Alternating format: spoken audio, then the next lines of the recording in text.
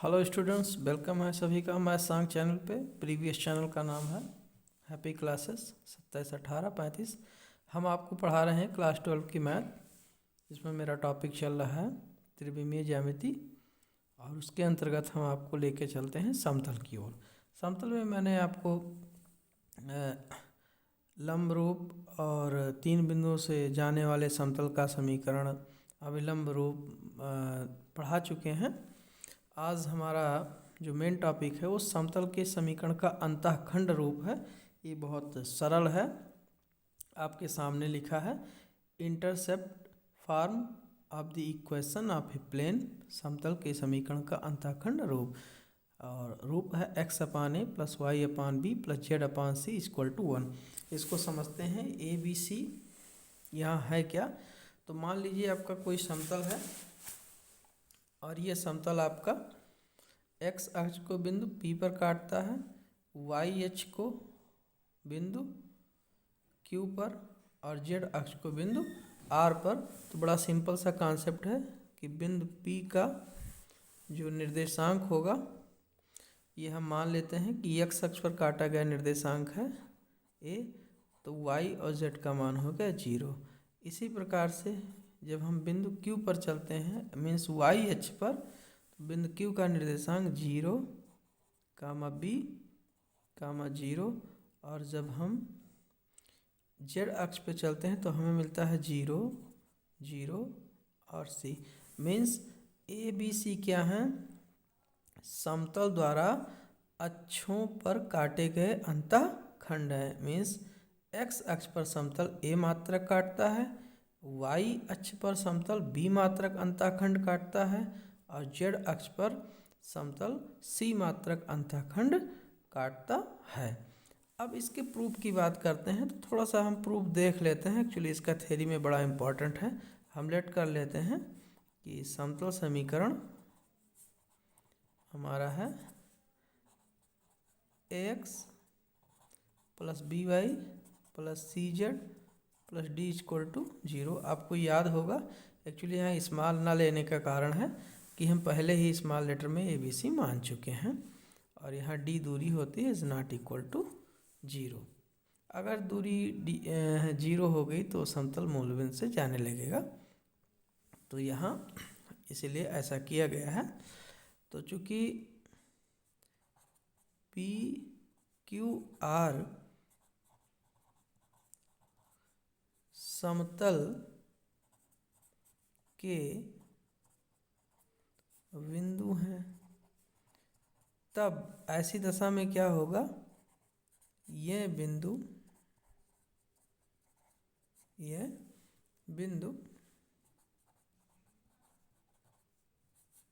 समतल को संतुष्ट करते हैं, समतल को संतुष्ट करते हैं। तो ये मेरा मेन समतल है। इसमें हम क्या करेंगे कि बिंदु P का निर्देशांक, Q का निर्देशांक, R का निर्देशांक बारी बारी से रखते हैं। इसको हम बोल देंगे समीकरण, चलो स्टार कह दीजिए। तो तब समतल, जो मैंने समतल माना है उसका नाम दिया स्टार में, बिंदु P Q R के मान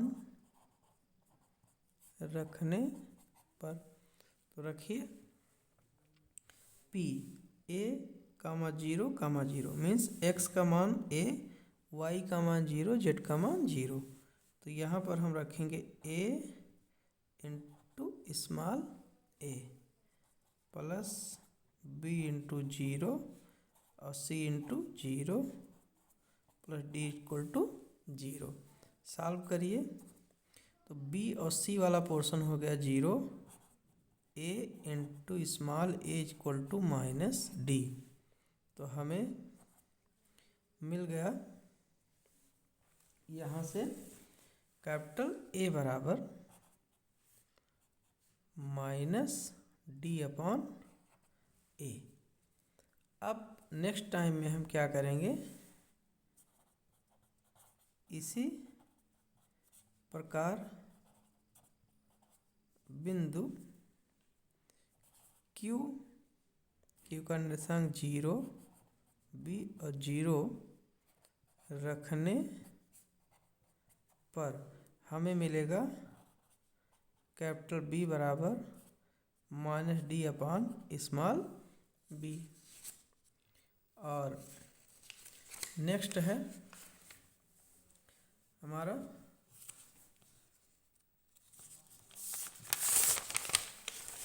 अब हम लिखेंगे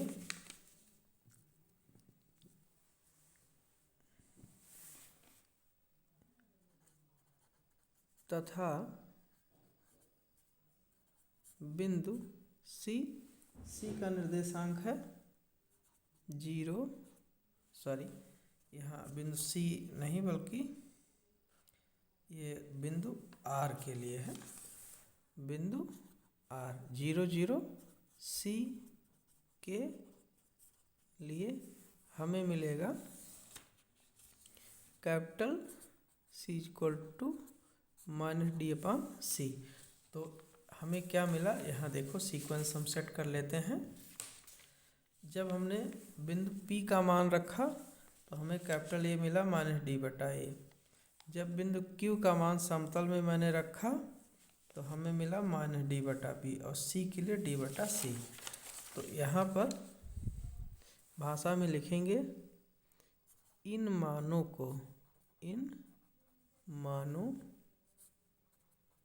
को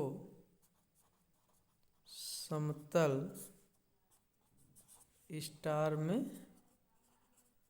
रखने पर, तो समतल स्टार मेरा क्या है, ax + by + cz plus capital D = 0। तो A जो कैपिटल A है देखिए कितना आया था, -d/a। तो हम रख देंगे -d/a। इसी प्रकार से B का मान -d/b, C का मान -d/c प्लस कैपिटल D = 0। तो फाइनली हमें ये मिल गया। यहाँ पे माइनस कॉमन मिल रहा है। और हाँ एक बात, चूँकि हमने कैपिटल A का मान रखा तो यहाँ x लिखना चाहिए, यहाँ y और यहाँ z। तो -d से हम भाग दे देते हैं तो हमें मिल जाएगा x/a प्लस y/b और z/c। अब चूँकि -d से भाग दिया है तो यहाँ d/d मीन्स -1 हो गया। और अब हम लिखेंगे इसे x/a y/b और z/c = 1। तो ये रहा आपका अंतःखंड रूप में समतल का समीकरण। अर्थात यदि किसी समतल के विषय में हमें ये पता हो कि फला समतल x अक्ष को a मात्रक अंतःखंड काटता है, y अक्ष को b मात्रक और z अक्ष को c मात्रक अंतःखंड काटता है, तो इसका आंसर हम बड़े आसानी से दे सकते हैं। इस पर हमने 2 सवाल लिए हैं, दोनों ही आपके NCERT बुक से ही हैं। एक एग्जाम्पल में दिया है और एक थ्योरेटिकल देखने को मिला है। बाकी कुछ क्वेश्चंस NCERT में ज़्यादा नहीं है क्योंकि ये काफ़ी इजी भी पड़ता है। तो इसके 2 क्वेश्चंस हम आपको अगले वाले वीडियो में न्यूमेरिकल प्रॉब्लम में देंगे। उम्मीद है आपको आर्टिकल समझ में आ गई होगी। और अभी तक आप लोगों ने अगर चैनल सब्सक्राइब नहीं किया है तो सब्सक्राइब कर लें ताकि जो भी हम वीडियो डालें आप तक पहुंचते रहें। Thank you.